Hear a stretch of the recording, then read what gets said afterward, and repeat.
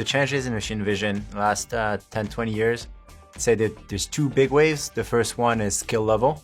It wasn't even about vision, it wasn't about machines. It was like a series of clever tricks. So count the pixels from one edge, go to the next edge, find a circle, etc.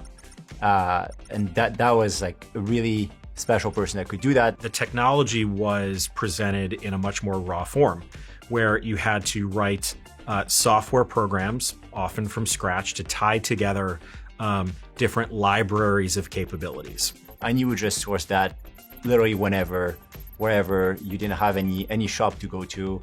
You just had to figure it out. You wanted to do it again, you had to start over again. What's changed in the productization is you started having people integrate more and more things. Software integrating more and more different libraries, capabilities, tools, and then eventually integrating the camera, liquid lenses, things that make the camera do everything itself.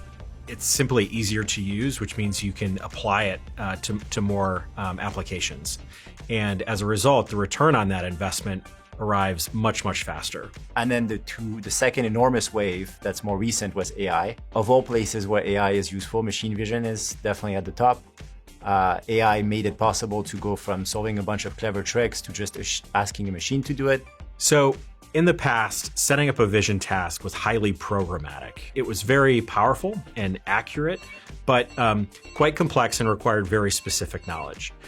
The advent of AI in industrial machine vision has been taking a lot of that complexity away, where what was programming a vision job is now training a vision algorithm by example. You have an infinity of rules. AI just comes up with it. But AI can come up with rules that are a lot more intricate than what humans do. They don't have to be as simple, they can be very granular. And so what it does is that the AI can have several rules for if there's more light, less light. And what it does to the user is that you don't have to care about a lot of things that you used to have to care about. Using AI vision tools, you can train by example. And training by example is no more difficult than showing good examples and bad examples. Behind the scenes, the system is building a model and training itself so that when it's running, it can automatically determine those good and bad samples. The biggest change in data collection is that it became cheap, really, really, really cheap.